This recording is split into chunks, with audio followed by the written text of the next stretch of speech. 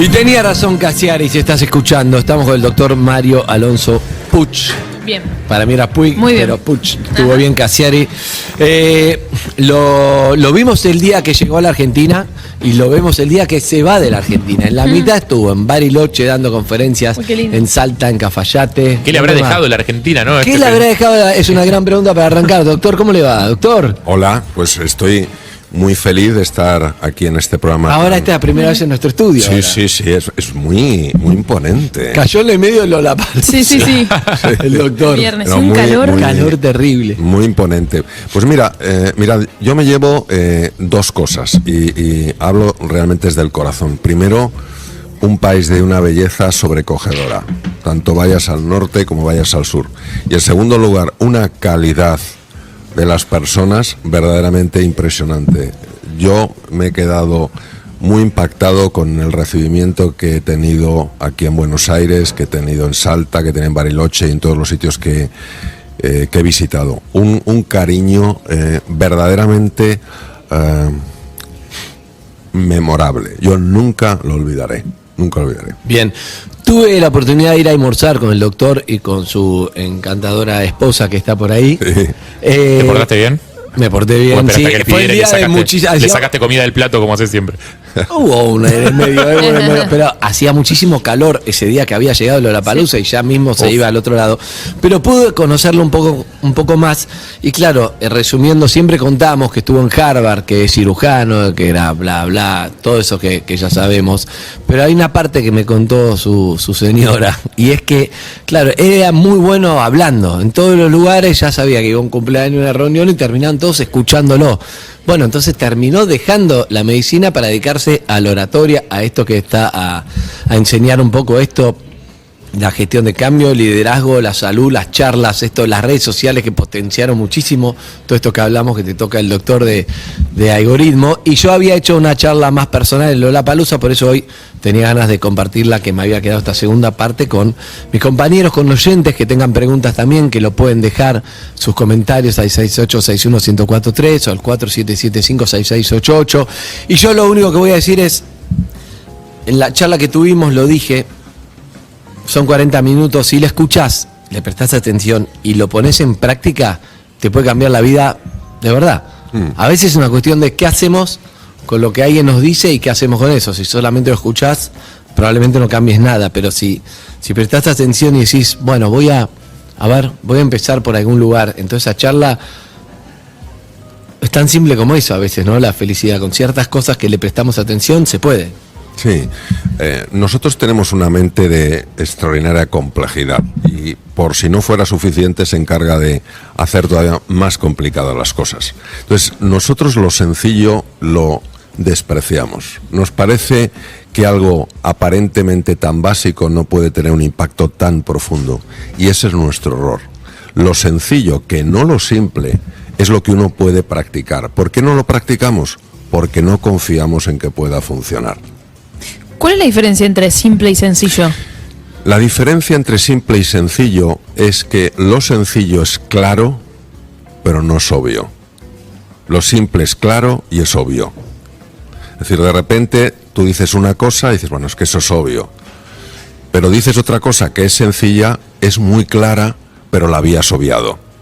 Esa es la diferencia. Bien. Es un nivel de profundidad. Lo simple no es profundo, lo sencillo sí es profundo. Puede serlo.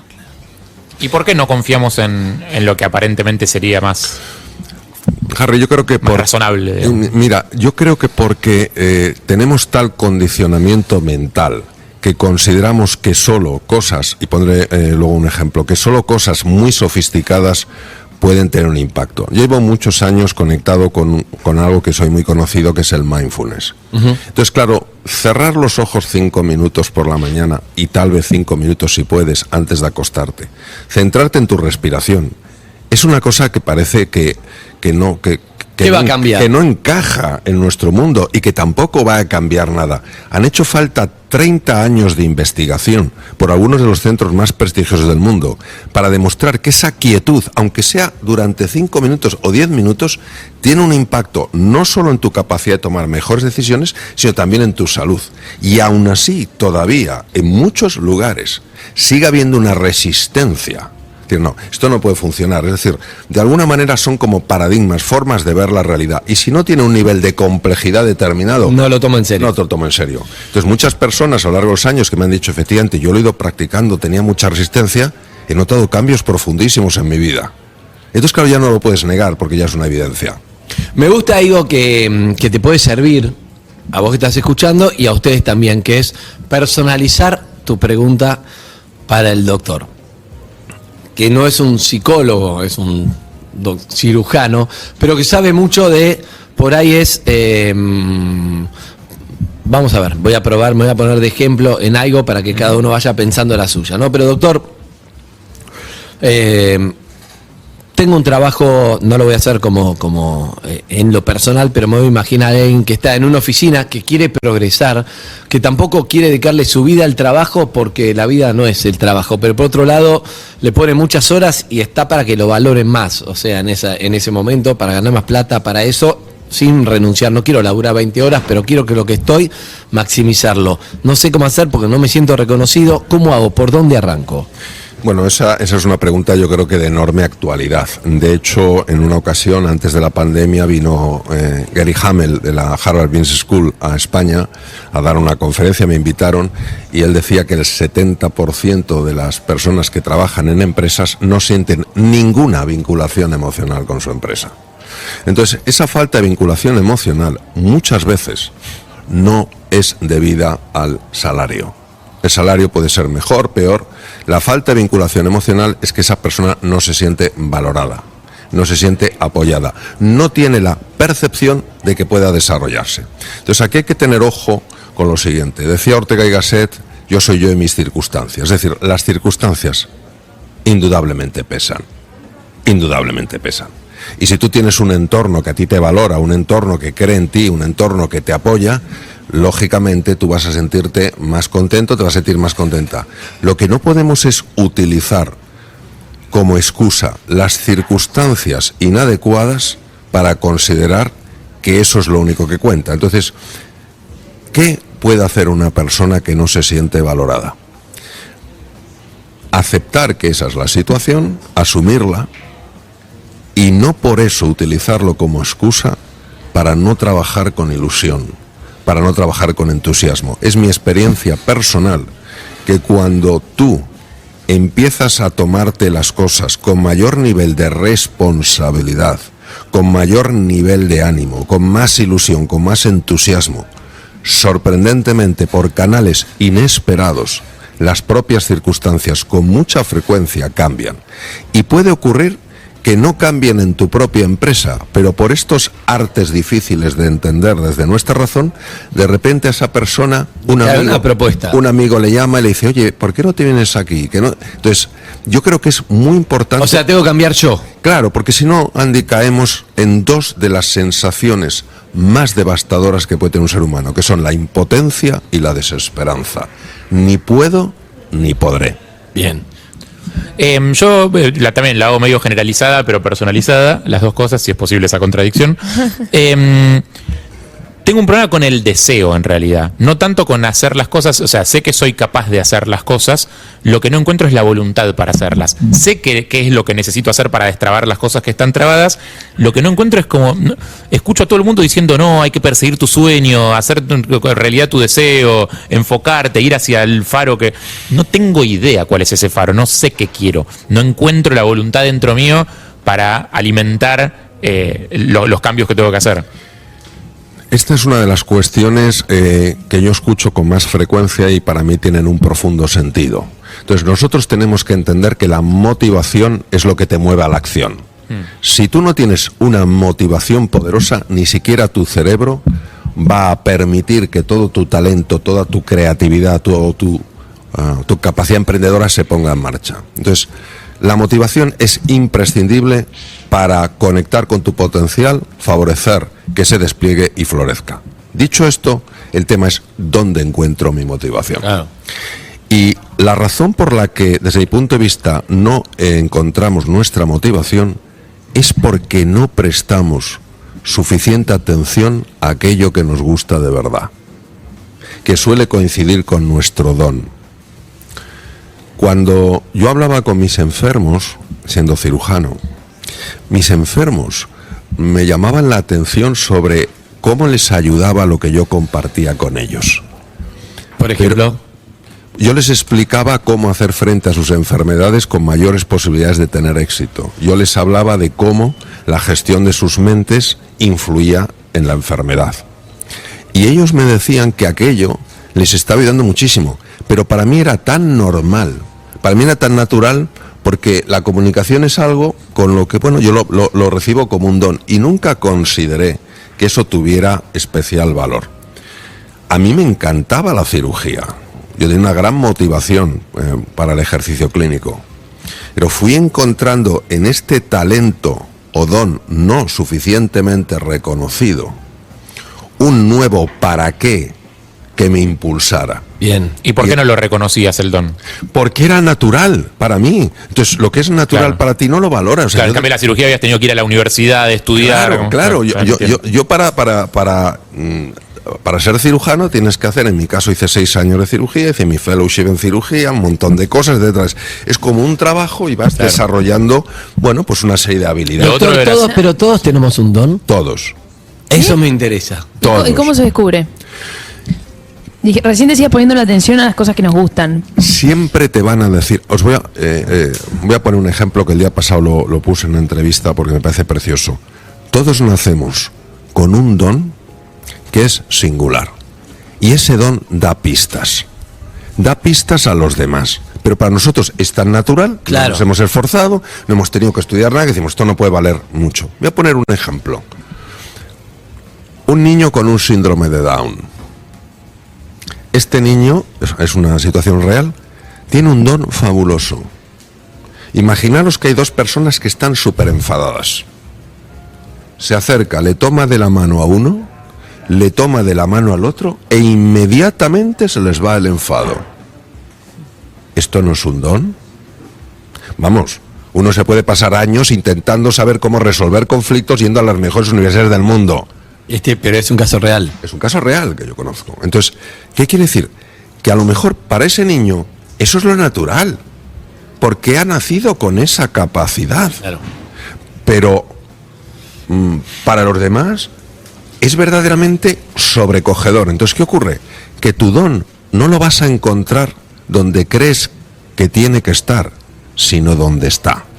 Y para mí no es mayor don el de comunicar que el don de conectar a 2 personas que están enfrentadas y hacer que esas personas automáticamente resuelvan el conflicto. Entonces, Pero te lo tiene que hacer notar otro entonces el don. claro, Yo le tengo que decir a Sofi, che, sos muy buena haciendo esto. exacto. ¿Qué pasa? Que cuando te dicen esas cosas, muchas veces dices, no, esto es muy fácil, o he tenido suerte, o esto lo hace cualquier persona, o esto no tiene más importancia.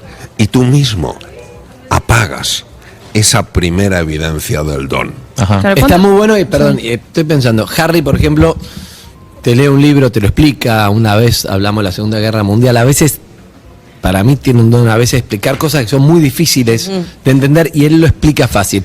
Y vos decís, bueno, eso es parte mía, pero yo lo que hago es radio, cerveza, un montón de cosas. Y capaz que te pones a escribir un libro de, viste como esos libros de Freud para niños, la Segunda Guerra. Explicaciones. Sí, que te explique fácil algo, como te explica todas las emociones el doctor, no sé, y vos decís, mira, descubrí algo, porque tenés que escucharlo, lo que está diciendo él es, che, todo me decías de esto, y de repente ahora se dedica a comunicar solamente, y dejó la cirugía, mirá que para la cirugía es difícil llegar ahí.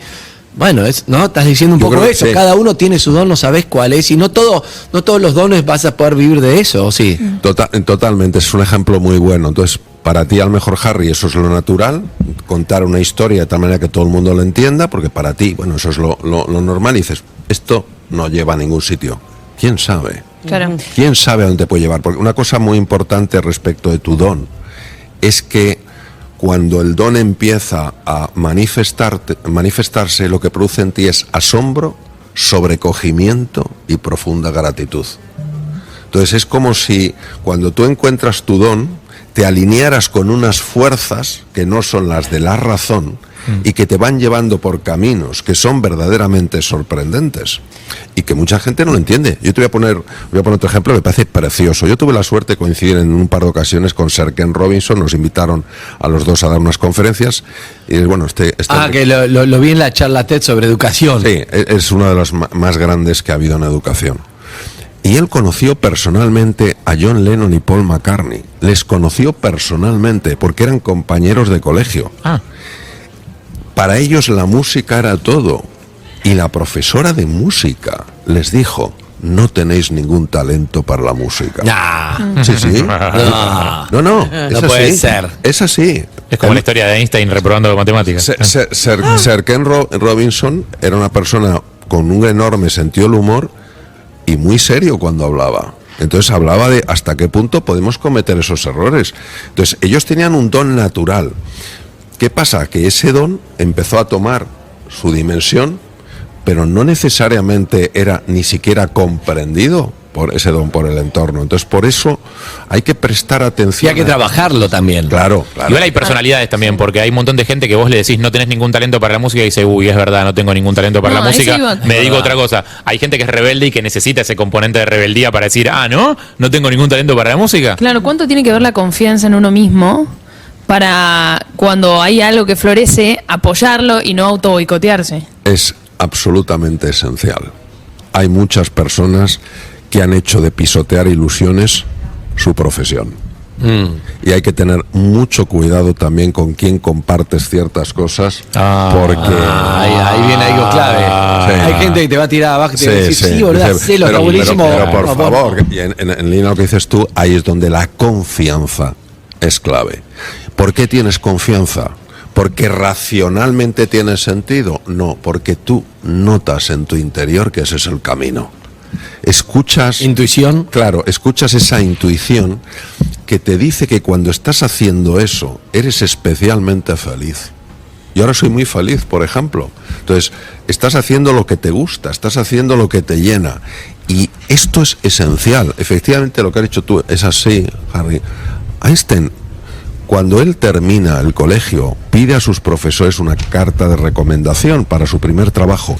No le quisieron hacer esa carta, porque era un estudiante tan mediocre y no me he inventado, no lo he leído, lo he visto, porque cuando yo vivía en Boston, llevaron el legado de Albert Einstein y yo pude ver en una de las vitrinas donde estaban sus notas en alemán traducido al inglés, que esto era así, que no le había... Entonces, esto no es ni mucho menos una crítica al mundo educativo, es poner sobre la mesa que muchas veces tenemos una idea muy fija de los talentos que valen y los que no valen. En la charla TED que dice de Ken Robinson, la charla TED que fue una de las primeras que se hizo muy viral, muy conocida, lo hemos charlado acá, lo que él cuenta es que va una madre con su hija y dice, no, le va mal en colegio, le va mal a todo, no aprueba nada, y entonces él ve que la ve a la hija, creo que la había llevado a la hija y la hija estaba así como con el pie, entonces hacía como ritmo, y dice, tu hija tiene mucho ritmo para el baile, para esto, qué sé yo. Conclusión, es una charla larga que vale la pena ver.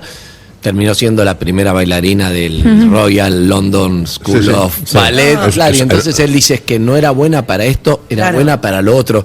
Y si vos encontrás para que sos bueno, según el doctor, todos tenemos un don para algo. Bueno, pero es escucharlo. Pero es verdad que el sistema educativo tiende a... Esa era la charla. A entrenar determinados talentos y a que todos seamos más o menos buenos en todo lo mismo. Y pienso también descubrir tarde tu talento o... no tener la posibilidad de acceder a esa información también es tenés un talento para algo que no conoces. No sé, ¿pasa también? Sí, claro que pasa. El profesor Howard Gardner hace muchos años comenzó un proyecto, le llamó Proyecto Cero, porque empezaba de cero, porque él se preguntaba por qué había personas que no les había ido bien en el colegio y les iba muy bien en la vida. Y otros que les había ido muy bien en el colegio y no iban bien en la vida. Entonces, nosotros teníamos en aquella época solo un sistema para medir la inteligencia, que era el test de cociente intelectual. Y tú, si tenías 100 o más, eras una persona inteligente. menos de 100 no eras inteligente. Entonces Howard Gardner empezó a observar estas cosas, veía gente que tenía unos talentos, se le iba bien en la vida, y en el fondo, ¿qué es la inteligencia? La capacidad de adaptarte.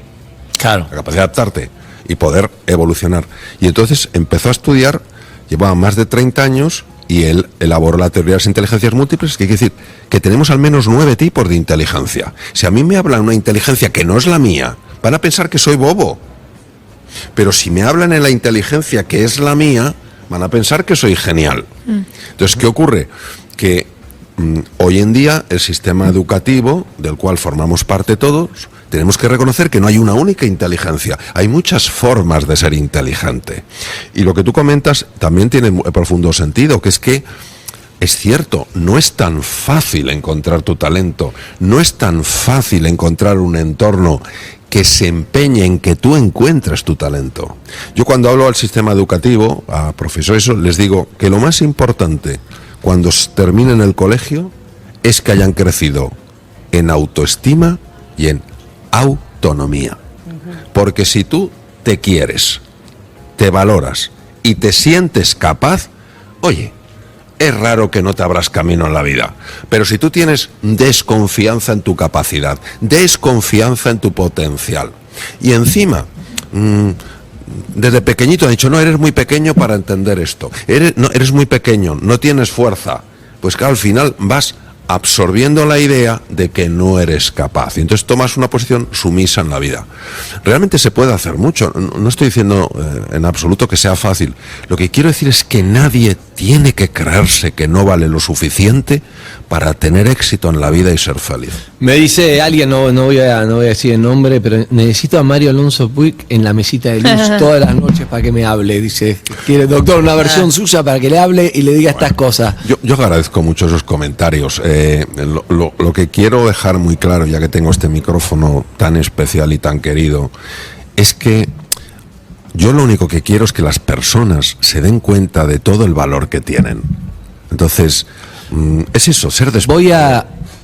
Vamos a hacer la última pregunta, la de Sol, nuestra productora. Hay mensajes también, lo podemos poner.